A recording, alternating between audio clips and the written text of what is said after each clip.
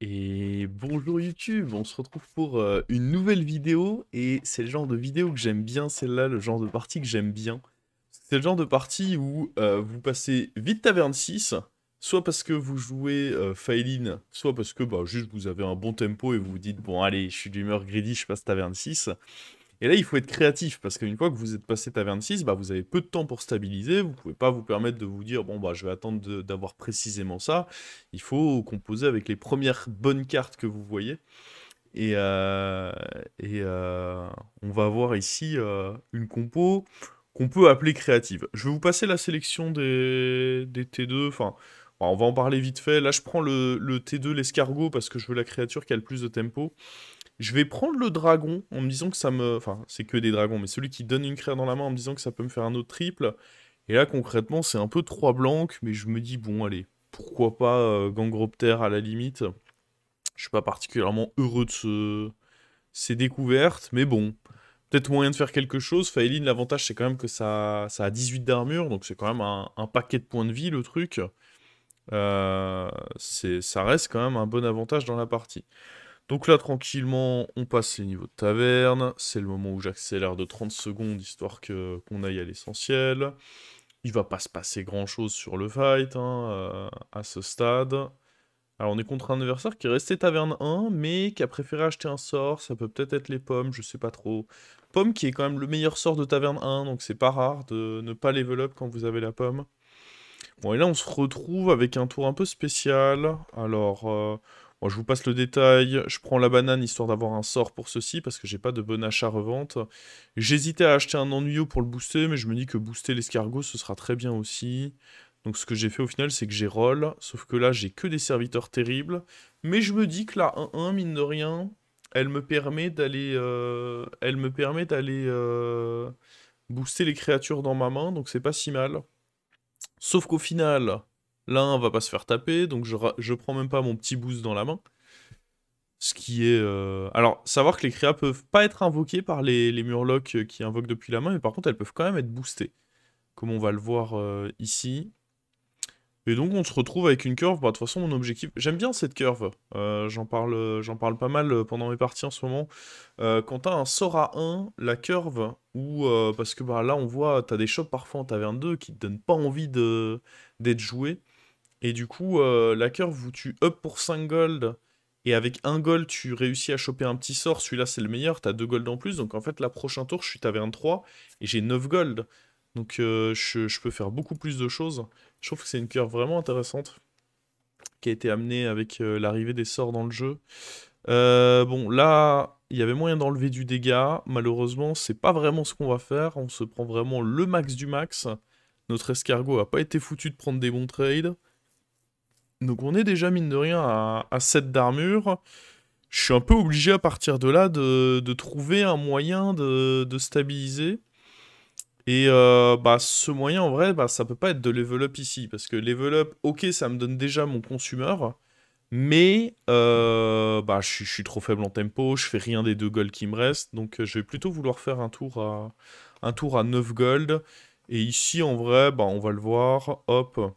Je peux prendre le sort, booster les mechas, ça me permet de booster mon escargot au passage, et prendre le shield juste pour avoir un autre boost en plus à côté. C'est pas le tour de boost de l'année, mais bon, c'est acceptable, ça me stabilise potentiellement un peu, et mine de rien, ça booste un peu les créas dans ma main pour la suite. Donc, pas si dégueu que ça. Bon, par contre, on voit en face, il y a du monde, hein. En face, il a du monde. Malgré tout, on n'est pas forcément trop défavorable contre lui.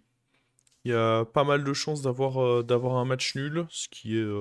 Moi, ça me va en début de partie, surtout quand on est sur des timings où on a un peu envie de gridley up, avoir des matchs nuls, c'est très très bien. On prend pas de dégâts.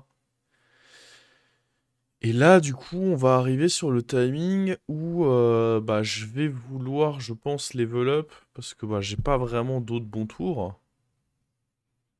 Je sais plus si je prends, je pense que je prends hein, le sort à 1 là. J'ai pas vraiment de tour vendre, enfin acheter le dragon pour donner plus 2, plus un. Je pense pas que ce soit très intéressant. Ouais, je vais prendre ça. Je saurais même plus dire sur quoi je vais le jouer. Je m'en souviens plus exactement, pour être honnête. Bon, attendez, on va avancer un petit peu. Ce qui est sûr, c'est qu'il faut que je le joue, hein. Ça sert à rien de le garder dans ma main. On va bien booster ce Gangropter. C'est limite dommage que Gangropter ait pris autant de boost. Ouais, globalement, je me dis que le serviteur qui peut rester le plus longtemps pour mon board, sur mon board, en effet, il y a des chances que ce soit ce dragon. Parce que bah, il va commencer à prendre des boosts, donc il peut être intéressant. Bon, pour l'instant, on est un peu sur le début de partie. Je vais accélérer honnêtement, parce que c'est pas vraiment à ce moment-là. Là, on voit un peu, bon, comment on fait pour pas prendre trop de dégâts et quand même réussir à rentrer des level up, mais c'est pas encore les timings intéressants qu'on a vraiment envie de voir sur une game de BG. On voit juste que bon, bah, je me prends des 7 points de dégâts. Toute mon armure est déjà partie. Ce qui, bon, pas bonne nouvelle en vrai. Pas bonne nouvelle parce que là, bah, si je fais juste level up into level up, ça risque quand même d'assez mal se passer. Donc, on va être un peu obligé ici de faire un tour pour essayer de stabiliser un minimum. Ah oui, l'intérêt de booster le dragon aussi, enfin de taunter le dragon, c'était que, bah, comme je vais me le dire ici, j'ai envie de, j'ai envie de lui mettre les boosts avec ceci. C'était ça le gros intérêt. Je sais plus ce que je fais là, ouais, je fais ça. Après, on va jouer avec le cri de guerre ici. Et là, je sais plus ce que je prends. La théière, mine de rien, elle booste 2-3 trucs. Et puis on peut vendre ça. Je prends lui. Ouais, je suis vraiment en mode boost. J'aurais pu prendre le Naga en vrai pour le tempo. Le Naga 5-3 qui donne une sorcellerie, c'était pas dégueu non plus. Je pense que ça aurait pu s'envisager. Après là, je pense que je suis pas trop faible. Le gros taunt là, il peut surprendre un peu en face. Regardez, on voit très souvent les adversaires vont avoir leur plus gros serviteur devant. Et du coup, ça aide pas mal, je trouve, d'avoir ce gros taunt qui met beaucoup de dégâts sur les plus gros serviteurs. Ça, c'est plutôt cool.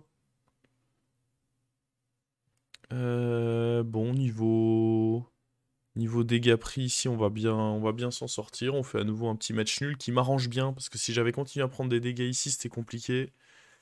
Là, pour l'instant, en fait, ce qui est assez ouf, c'est de se dire qu'à ce stade de la partie, on se dit, bon, on est toujours... on passe à peine à la taverne 5, ça sent pas la partie incroyable, ce que tu nous ponds là, Maverick. On a un peu du mal à se dire, on se demande un peu, bon, quand est-ce qu'elle décolle cette game?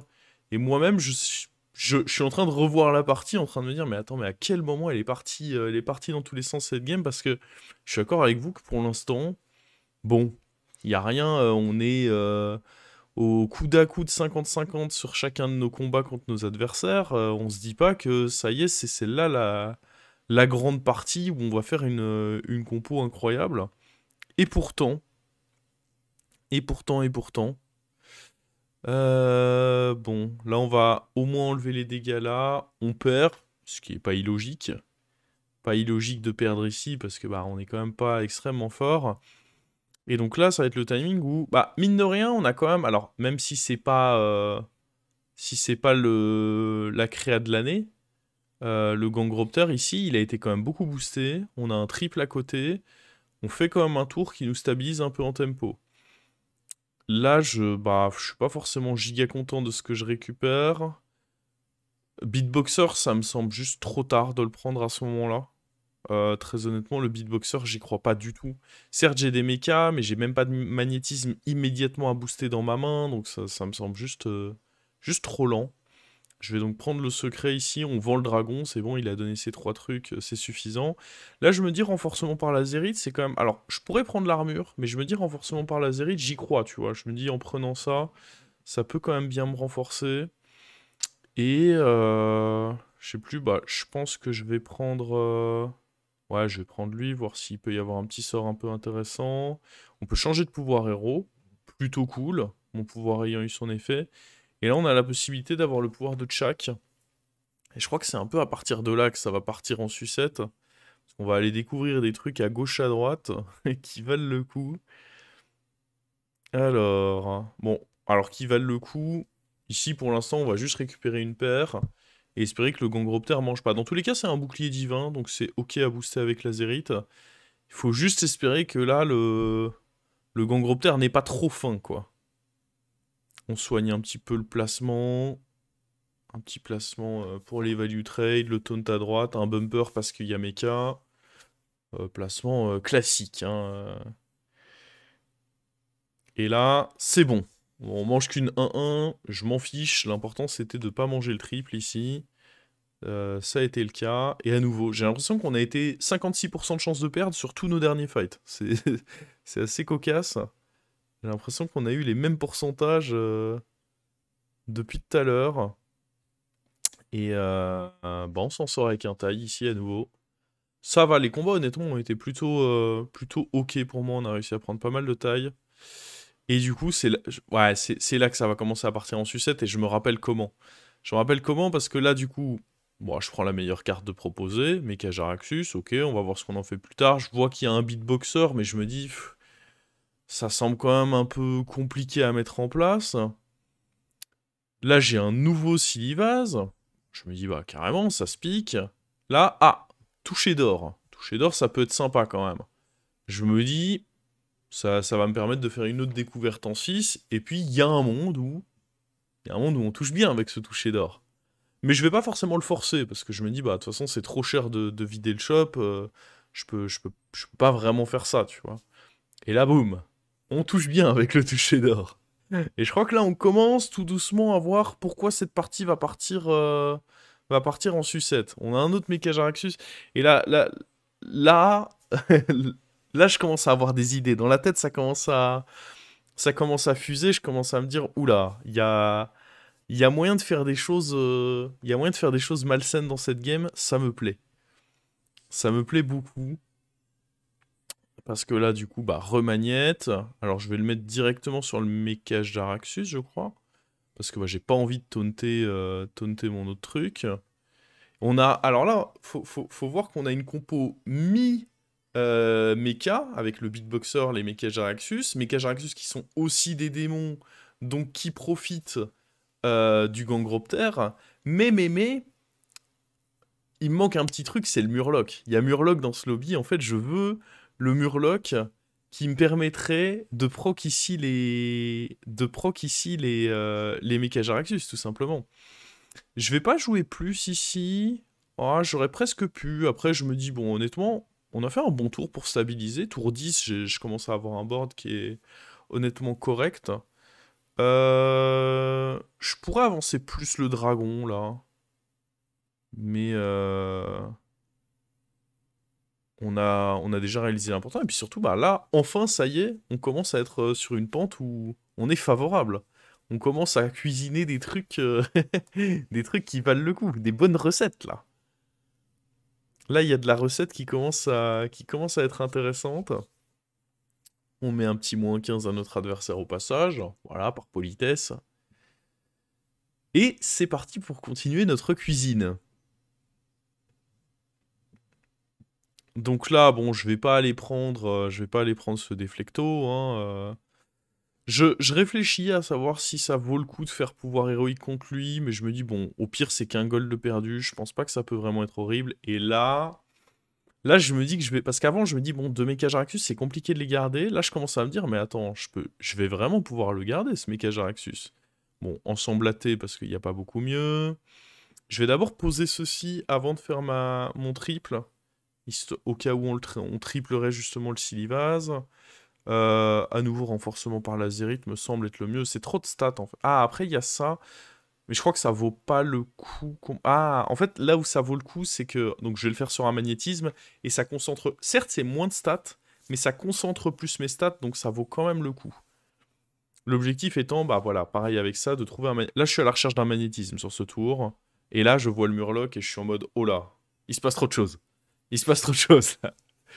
Là, je suis en mode, oh my god, comment on va faire? Bon, déjà, pas le choix, je vais devoir enlever les Silivases. Et je suis toujours à la recherche d'un magnétisme. Un magnétisme dans le shop, hein, évidemment, parce que je peux pas... Et puis là, il y a ce sort aussi, qui est pas dégueu du tout, que je vais vraisemblablement vouloir prendre.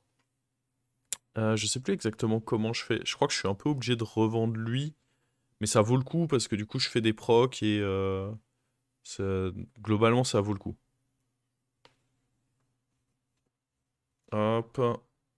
On joue ça. On booste ça. On fait proc le mecha Jaraxxus. Et bah, c'est parti pour le booster, ce mecha Jaraxxus. Booster un peu le déflecto aussi au passage. Et on garde nos boosts en se disant, bon, de toute façon, je pense que je suis pas faible ici. Ce qui est marrant, c'est qu'il y a le Gangropter qui continue à faire manger le mecha Jaraxxus. Bon, même si clairement, le Gangropter n'est plus vraiment pièce maîtresse de notre compo, hein. Il est là parce que bon, il a été pas mal boosté plus tôt, mais pas vraiment dire... Bon, là, il y a le Matador qui est quand même un peu pénible, mais qui devrait pas être suffisant non plus pour me mettre au fond.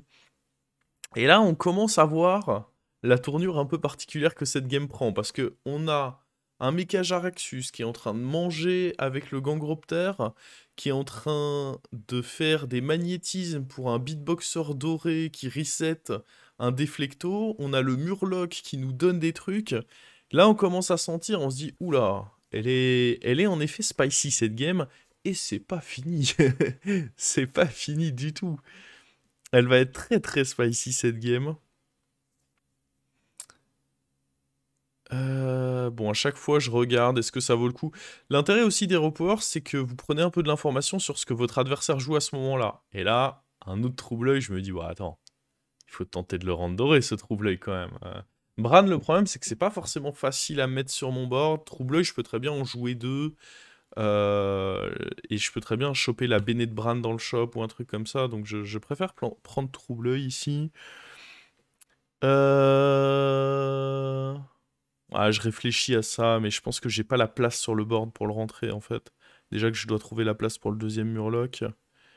Et surtout, je suis à la recherche d'un magnétisme depuis tout à l'heure là, hein. On rappelle que j'ai mes boosts qui attendent leur petit magnétisme. Je vais pas changer de pouvoir, je pense pas que ce soit l'urgence ici. Toujours pas de magnétisme dans le shop. Je commence un peu à m'impatienter. Et là, c'est bon. Enfin, il est là. Et en plus, c'est un des meilleurs. Parce que il va m'octroyer un bonus de 3 gold par tour. Un gold pour la créature sur qui je vais le poser. Et 2 gold parce qu'il se répercute 2 fois sur le beatboxer du coup. Et là, hop. Et là, le beatboxer, bah, il prend en stat, là, le beatboxer.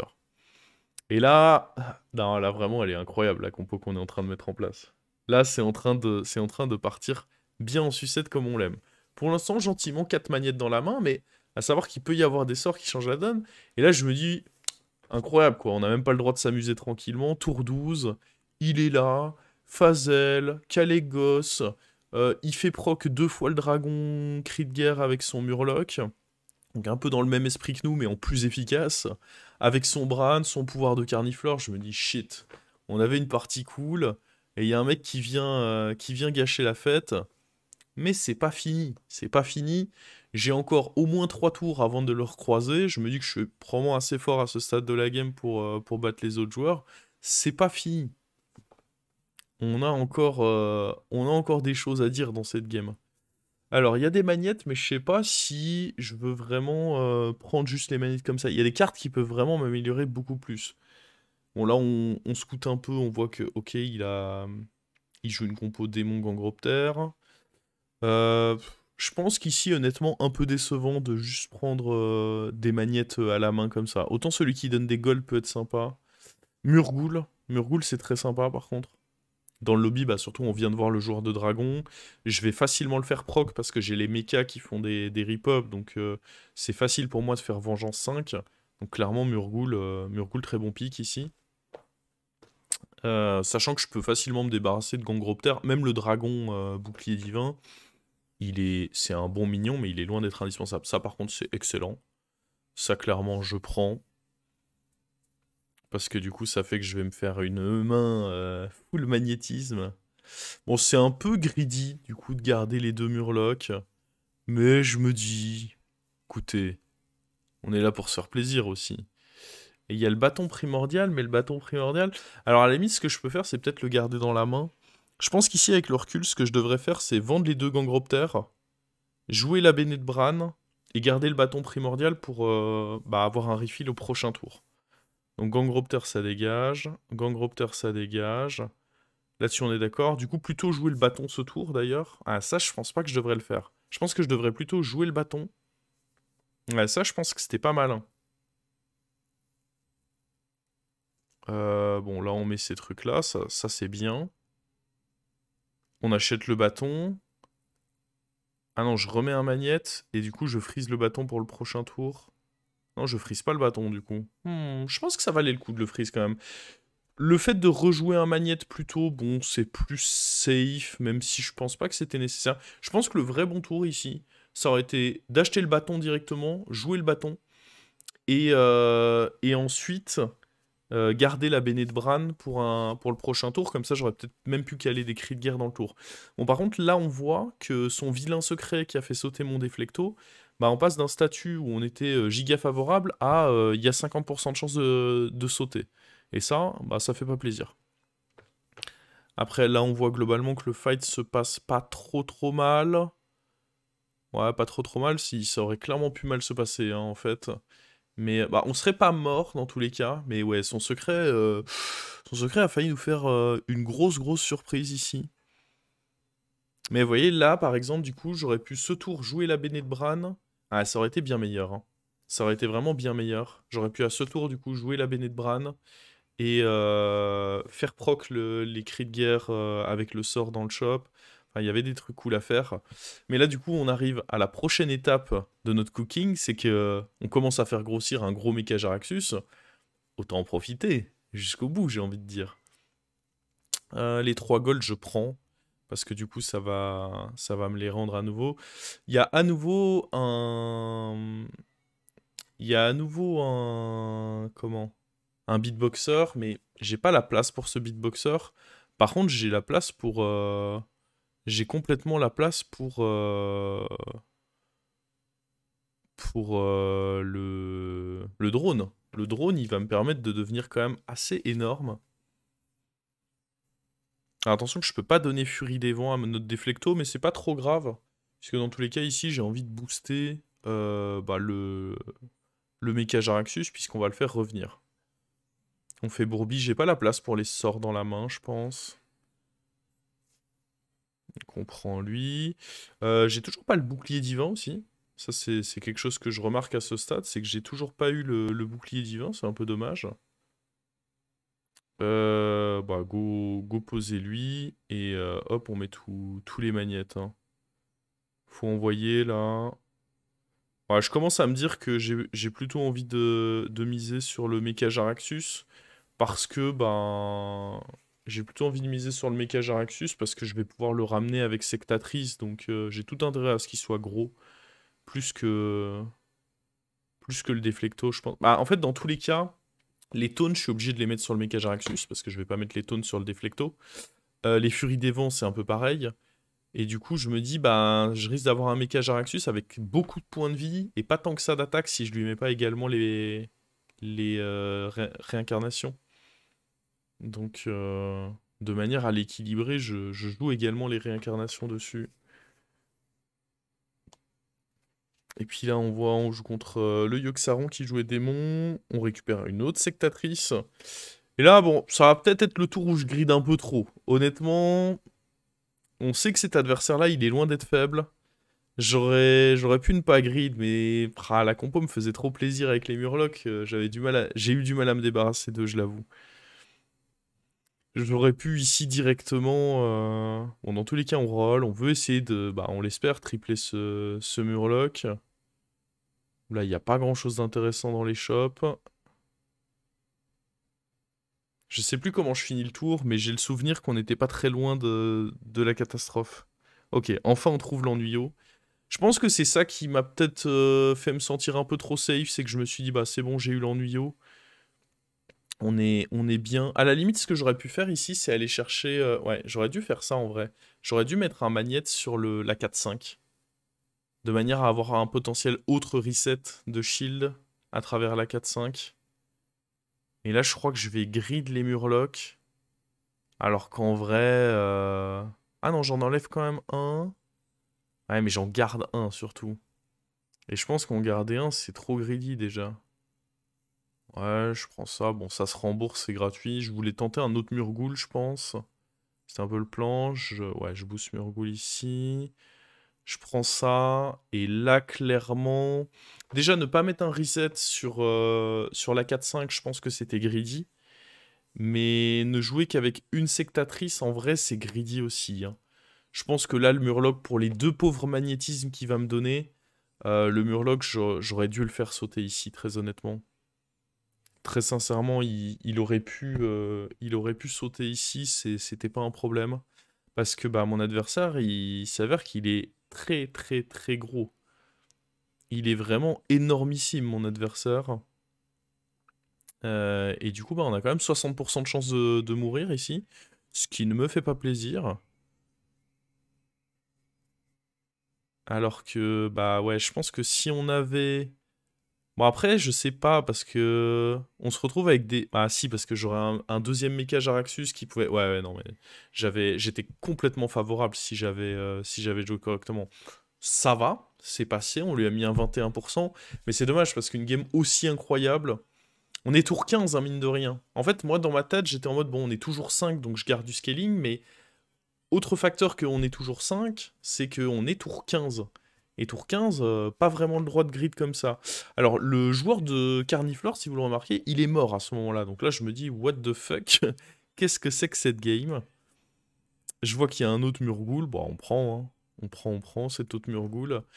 Et du coup, bah ouais, c'est le Bran vraisemblablement qui est allé tuer ici le Carniflore. Bah avec une compo probablement full toxie, hein. Probablement qu'il avait plein de belles toxies. Et il allait se le faire du coup. On récupère un Murgoul histoire de pouvoir faire une compo finale extraordinaire. Je change de pouvoir héros, mais je chope rien d'intéressant ici. Je rechope les effets de fin de tour qui, mine de rien, sont pas trop mal pour... Et au passage, je chope des camouflages pour nos Murgouls. Autant se faire plaisir, hein. Là, la mission que je vais avoir, ça va être de... Ah, déjà, me régaler en stats fin de tour. Rendre... Parce que là, je sais pas combien de magnétisme je suis allé coller. Bah, on va voir, hein. Il a combien? 172 d'attaque, le méca Jaraxus. On va voir à combien il monte. Boum. Il a pris plus 30 d'attaque seulement? Ah non, ouais, je me disais aussi, il a pris plus 72 d'attaque. Plus 72 d'attaque, donc ici, bah, on l'éventre, hein, cet adversaire. Et encore, on a à peine utilisé notre compo, alors qu'il n'était pas petit, hein. Mais entre le gros déflecto à plus de 100 d'attaque qu'on a, le beatboxer, que dire du beatboxer qui est à plus de 700 de stats, le mecha Jaraxus qui est big et qui en plus se fait ramener par... Non, franchement, il est big. Alors là, le Bran d'ailleurs a failli y passer, hein. Le Bran, il a failli mourir là contre le mort. Là, je me dis, avec 19 gold, ma mission de toute façon, c'est de faire en sorte de pas être trop sensible à Dynamiteur. Et bah, pourquoi pas les camoufler en effet les Murgouls, de manière à avoir vraiment la compo ultime. Mais en tout cas, j'ai énormément aimé en vrai la manière dont on est arrivé sur cette compo. Alors, au début, on est un peu en mode, ouais, bon, on a rush Taverne 6, mais cette game a un peu du mal à décoller. Puis, petit Mecha Jaraxus, petit beatboxer doré, il faut le dire, qui a quand même énormément aidé dans cette game. Gros coup de réussite sur ce coup-là. Bon, à nouveau. En vrai, j'aurais dû prendre le détective ici pour prendre de l'information sur la compo de mon adversaire. Non pas que ça ait eu une grande importance. Euh... Ah, je peux pas vraiment me permettre. En vrai, j'aurais dû prendre le taunt pour protéger mon. Parce que là, j'avais dit, le but c'est de me protéger de dynamiteur. J'aurais dû prendre le taunt. Bah, je vais prendre ça, mais le sort à 1, ça va m'aider. Mais j'aurais pu prendre le taunt plutôt que l'ensemble de T. Il fallait juste pas prendre le shuffle de stats. Parce que le shuffle de stats, on le connaît. À tout moment, j'ai un Murgoul 700-700. On le connaît, ce petit troll, hein. On a l'habitude maintenant. Et bah voilà la compo avec laquelle on va se retrouver au final. Bah en vrai quasiment imbattable, hein, comme compo. Faut avoir du très très lourd pour battre cette compo parce que on peut pas se faire avoir par des toxis du scam parce qu'on a trop de reset. On a quand même des énormes mechas qui se font ramener derrière par les sectatrices. Enfin en tout cas la 247 se fait ramener par les sectatrices.